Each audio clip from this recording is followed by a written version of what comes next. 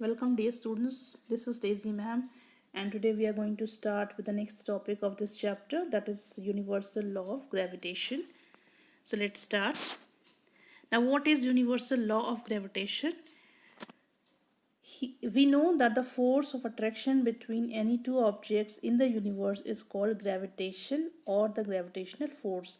यानी कि ये चीज़ हमको पता है कि जो दो ऑब्जेक्ट्स है यूनिवर्स के अंदर, कोई भी दो ऑब्जेक्ट जिनके बीच में फोर्स ऑफ अट्रैक्शन लग रहा है, उसी को हम ग्रेविटेशन या ग्रेविटेशनल फोर्स बोलते हैं, राइट। तो gravitational force is a type of attraction force जो कि यूनिवर्स की किसी भी दो ऑब्जेक्ट के बीच में लगता है। It is non-contact force and is one of the fundamental forces known to us. ये किस तरह का फोर्स है? कॉन्टेक्ट फोर्स और नॉन कॉन्टेक्ट फोर्स दोनों हम लोगों ने पढ़े थे, ठीक है। कॉन्टेक्ट फोर्स में जब तक दो ऑब्जेक्ट आपस में कॉन्टेक्ट में नहीं आएंगे तब तक फोर्स नहीं लगता है, काम नहीं करता है, फोर्स एक्ट नहीं करता है। लेकिन नॉन कॉन्टेक्ट फोर्सेस वो होते हैं जिसमें दो ऑब्जेक्ट आपस में कॉन्टेक्ट में नहीं आते फिर भी फोर्स एक्ट करता है। तो यहाँ पे जो ग्रेविटेशनल फोर्स की हम बात कर रहे हैं, gravitational force is a type of non contact force, और ये एक बहुत ही बेसिक, जिसको आप बोल सकते हैं बेसिक फोर्स है। जितने भी फोर्स हम जानते हैं उसमें से सबसे ज़्यादा बेसिक फोर्स यही है, ठीक है। This is one of the fundamental forces known to us. अब न्यूटन ने क्या किया था? न्यूटन ने एक लॉ दी थी इस ग्रेविटेशनल फोर्स की जो दो ऑब्जेक्ट के बीच में लगता है, और उस लॉ को बोला जाता है universal law of gravitation, right. So universal law of gravitation का स्टेटमेंट क्या हो गया? According to the universal law of gravitation, every object in the universe attract every other object with a force whose magnitude is proportional to the product of their masses and inversely proportional to the square of distance between them. So इस statement के according क्या हो गया? ये जो universal law of gravitation है, इसके according ये बोल रही है कि कोई भी ऑब्जेक्ट इस यूनिवर्स में, जो कोई एक ऑब्जेक्ट है वो दूसरे ऑब्जेक्ट को अट्रैक्ट करता है एक फोर्स के थ्रू, ठीक है। वही ग्रेविटेशनल फोर्स के थ्रू अट्रैक्ट करता है, जिसका मैग्नीट्यूड जो होता है वो प्रोपोर्शनल होता है उन ऑब्जेक्ट के मासेस का, और इन्वर्सली प्रोपोर्शनल होता है उन ऑब्जेक्ट के बीच में जो डिस्टेंस है उसके स्क्वायर का इन्वर्सली प्रोपोर्शनल होता है। यानी कि हिसाब से अगर आप जो दो ऑब्जेक्ट हैं उनके बीच का अगर डिस्टेंस अगर आप डबल कर देते हैं तो उनका जो ग्रेविटेशनल फोर्स जो उनके बीच में लग रहा है वो रिड्यूस हो जाता है, 1/4 तक रिड्यूस हो जाता है उनकी ओरिजिनल वैल्यू से। और अगर आप उनके डिस्टेंस को 3 टाइम यानी कि ट्रिपल कर देते हैं, 3 टाइम बढ़ा देते हैं, तो उनके बीच में जो ग्रेविटेशनल फोर्स लग रहा है वो 1/9 ऑफ इट्स ओरिजिनल वैल्यू हो जाता है, ठीक है। तो उतना रिड्यूस हो जाता है। तो जितना जितना आप उनके बीच में डिस्टेंस को बढ़ाते जाएंगे, ग्रेविटेशनल फोर्स उतना ही उनका कम होता चला जाएगा। और नेक्स्ट यहाँ पे दिया है कि gravitational force is proportional to the product of the masses of two object. यानी कि अगर हम एक ऑब्जेक्ट का मास डबल कर देंगे तो उसका ग्रेविटेशनल फोर्स भी डबल हो जाएगा, और अगर हम दो ऑब्जेक्ट्स हैं उन दोनों के ही मासेस को अगर हम डबल कर देंगे तो जो ग्रेविटेशनल फोर्स उन दोनों के बीच में है लग रहा है वो 4 टाइम्स चेंज हो जाएगा अपनी ओरिजिनल वैल्यू से, right. So this is what the statement is telling. Then the force acts along the line joining the centres of the two object. अगर दो ऑब्जेक्ट्स हैं उन दोनों के बीच के जो सेंटर है उन सेंटर से अगर हम एक लाइन ड्रॉ करें तो ये जो फोर्स ऑफ अट्रैक्शन है, ये फोर्स ऑफ ग्रेविटेशन है, ये उस लाइन के अलोंग वर्क करता है। तो यहाँ पे आप देख सकते हैं एग्जाम्पल में, देखिए इसका मैथमेटिकल एक्सप्रेशन आपको दिया हुआ है। यू कैन सी हियर, यहाँ पे दो ऑब्जेक्ट्स हैं, object A and object B. Object A का मास m1 है, ऑब्जेक्ट बी का मास m2 है, जो एक दूसरे से r डिस्टेंस पर हैं, ठीक है। ऑब्जेक्ट ए एक्सपीरियंस कर रहा है फोर्स को, कैपिटल ए बी फोर्स को एक्सपीरियंस कर रहा है, जो कि एक ग्रेविटेशनल फोर्स ऑफ अट्रैक्शन है जो कि ऑब्जेक्ट बी लगा रहा है, ठीक है। वैसे ही ऑब्जेक्ट बी एक्सपीरियंस कर रहा है एक force, that is capital F P A, जो कि ग्रेविटेशनल फोर्स है जो ऑब्जेक्ट ए लगा रहा है। अब ये दोनों फोर्सेस एग्जैक्टली इक्वल है मैग्नीट्यूड में, दैट इज हम क्या लिख सकते हैं, capital F A B is equal to capital F B A. दोनों के फोर्सेस अगर बराबर हैं तो हम उनको सिर्फ कैपिटल एफ से डिनोट कर सकते हैं क्योंकि फोर्सेस दोनों के बराबर हैं।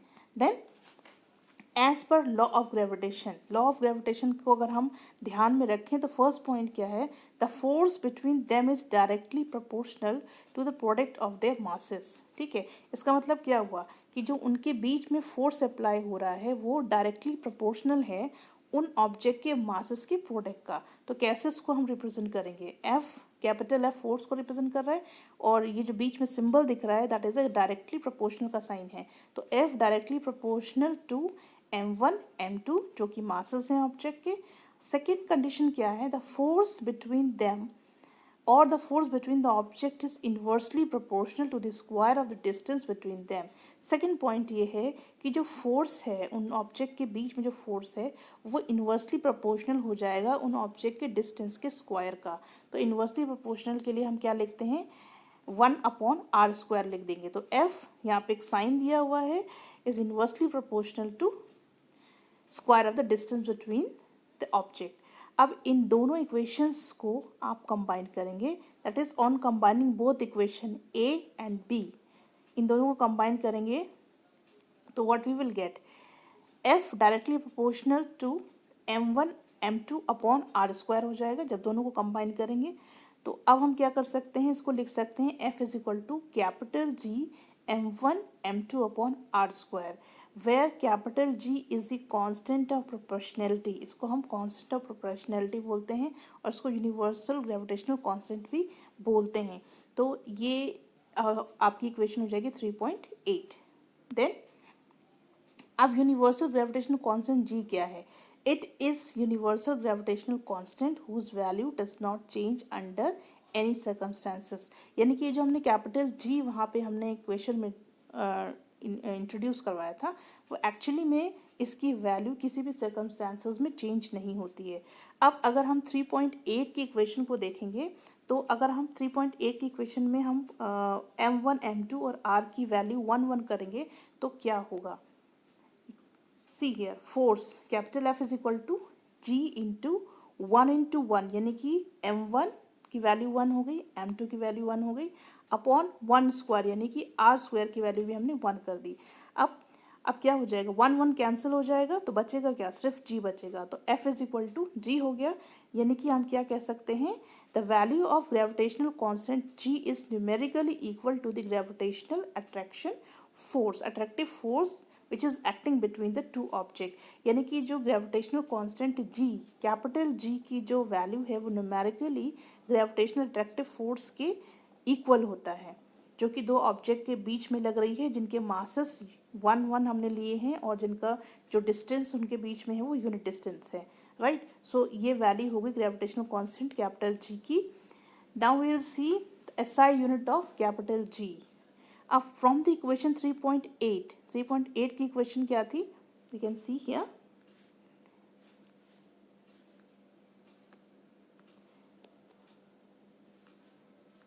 यहाँ पे देखिए F is equal to capital G m1 m2 upon r²।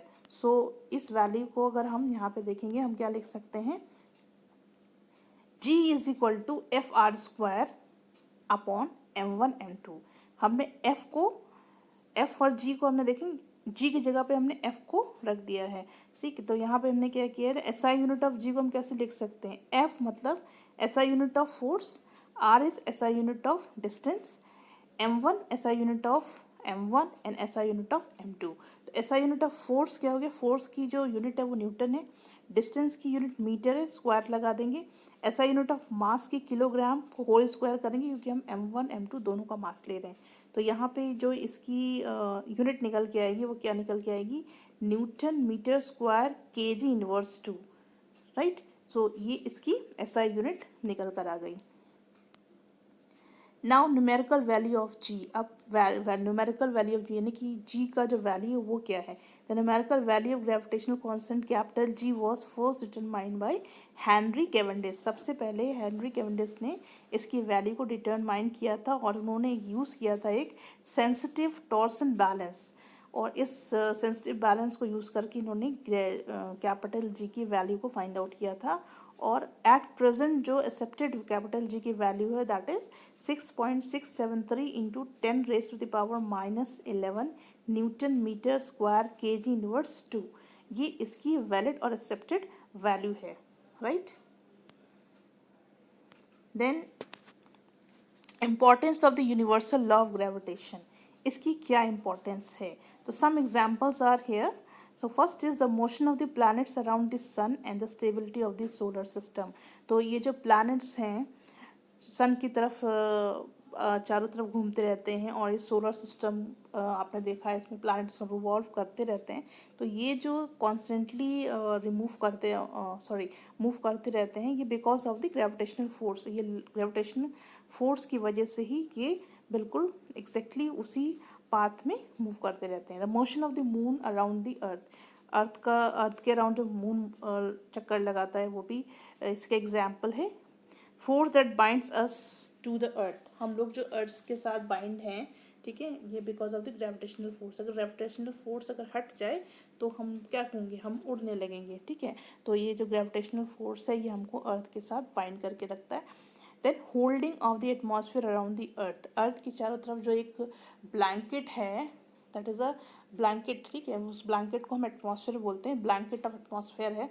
तो ये भी ग्रेविटेशनल फोर्स की वजह से वहाँ पर हमेशा प्रेजेंट रहती है। The sea tides due to moon and the sun, और जो सी टाइड्स मतलब जो लहरें उठती हैं, वेव्स बनती हैं, ये भी because of the moon and sun, moon और सन की वजह से, जो ग्रेविटेशनल फोर्स की वजह से ये राइज होती हैं, ये फॉर्म होती हैं।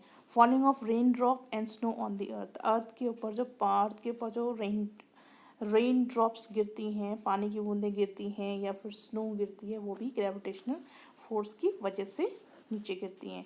तो ये आपका यूनिवर्सल लॉ ऑफ ग्रेविटेशन हो गया। नेक्स्ट वीडियो में हम लोग ग्रेविटी के बारे में पढ़ेंगे, और उसके बाद equation of motion, free fall पढ़ेंगे, and then will move to the mass and wait.